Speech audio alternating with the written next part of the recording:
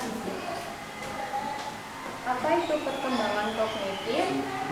Perkembangan kognitif adalah semua aktivitas mental yang berhubungan dengan pikiran, ingatan, dan pengolahan informasi pada peserta didik. Tahapan perkembangan kognitif menurut Piaget. Yang pertama, tahap sensomotorik, yaitu di usia 0 sampai 2 tahun. Di mana di usia ini perkembangan kognitifnya masih berupa bahasa awal seperti ocehan yang belum jelas artinya. Terus tahap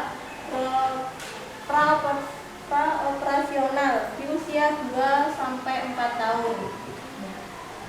Di usia ini kemampuan bahasa mulai berkembang. Anak sudah bisa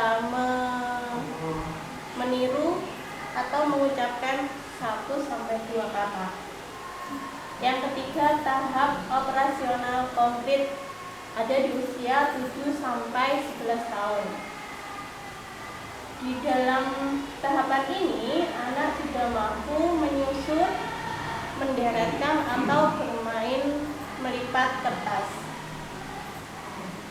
Tahapan terakhir menurut Piaget yaitu tahapan operasional formal di usia 11 sampai 15 tahun atau usia remaja. Di usia ini mereka mampu berpikir konkret dan sudah bisa memecahkan masalah. Sedangkan tahapan perkembangan kognitif menurut Vygotsky lebih menekankan konsep sosio-kultural atau konteks sosial. Menurutnya, pembelajaran itu tidak hanya dilakukan di sekolah, pembelajaran tidak hanya dilakukan oleh guru, namun anak-anak bisa belajar dari lingkungan. Yang kedua, karakteristik perkembangan kognitif peserta didik.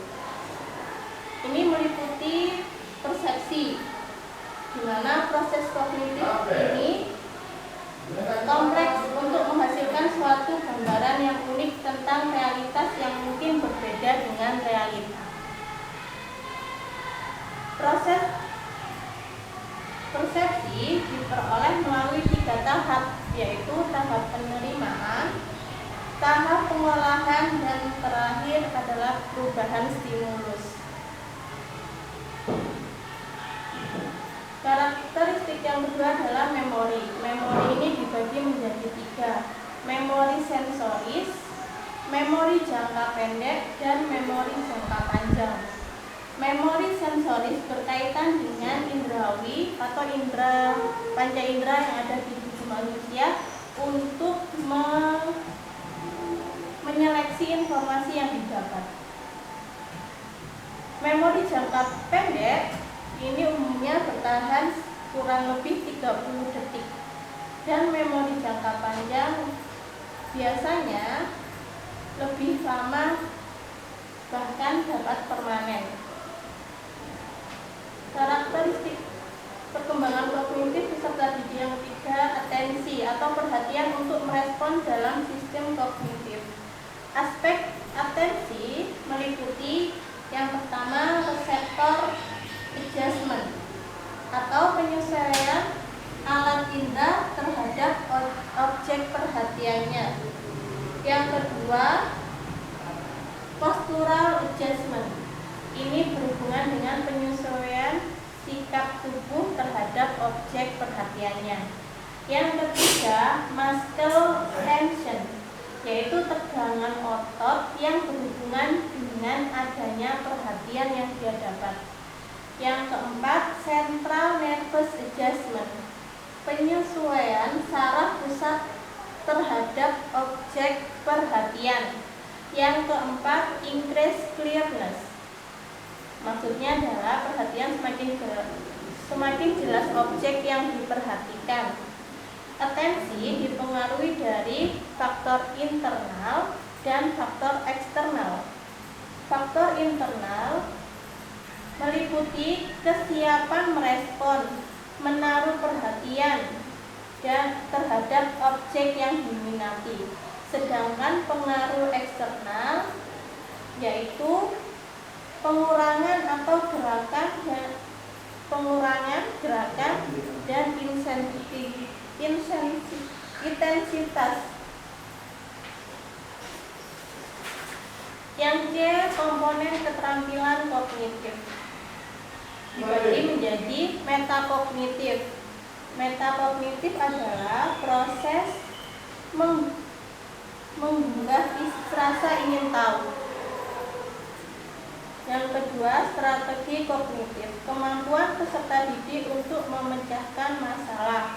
Yang ketiga, gaya kognitif, karakteristik individu dalam menggunakan fungsi kognitifnya untuk berpikir, mengingat, membuat keputusan yang bersifat konsisten dan lama. Jadi maksudnya cara masing-masing pribadi untuk menyelesaikan masalah atau untuk membuat keputusan.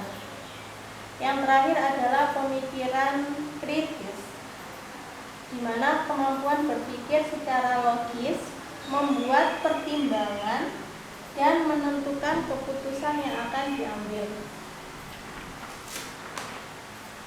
Faktor yang mempengaruhi perkembangan kognitif ada dua faktor, yaitu faktor hereditas dan faktor lingkungan. Faktor hereditas maksudnya adalah peran penting dari orang terdekat untuk menonjolkan kemampuan sang anak. Misalnya, jika dari kecil anak sudah memiliki bakat tertentu, namun tidak ada peran dari orang terdekat, maka sudah pasti bakat itu tidak akan berkembang dengan baik. Faktor lingkungan maksudnya adalah faktor sekolah dan keluarga menjadi penentu, dan sekolah dan keluarga ini harus memberikan pengalaman atau stimulus dari berbagai bidang kehidupan sehingga anak mempunyai banyak pengalaman dan mempunyai banyak informasi yang didapat. Yang E, implikasi perkembangan kognitif peserta didik. Strategi guru untuk mengembangkan proses kognitif peserta didik yang pertama adalah mengajak peserta didik untuk fokus. Yang kedua, memilih media dan teknologi yang efektif dalam kegiatan belajar mengajar. Yang ketiga, menyusun ruang belajar yang bisa atau yang mengharuskan anak dapat menyentuh atau merasakan benda-benda di sekelilingnya. Yang keempat, menghindari perilaku yang membingungkan peserta didik. Yang kelima, membantu anak menata informasi yang dia dapat. Jika tadi strategi guru untuk mengembangkan proses kognitif, sekarang adalah strategi guru mengembangkan kemampuan kognitif peserta didik. Yang pertama, guru harus memilih strategi belajar yang sesuai dengan usia peserta didik. Yang kedua, memberikan pelatihan tentang strategi belajar. Yang ketiga, memberikan kesempatan pada peserta didik untuk belajar mandiri. Yang keempat, memberi kesempatan untuk mengevaluasi belajarnya. Dan yang terakhir adalah memberi kesempatan kepada peserta didik untuk mengakses hasil belajar. Sekian presentasi dari saya. Wassalamualaikum warahmatullahi wabarakatuh.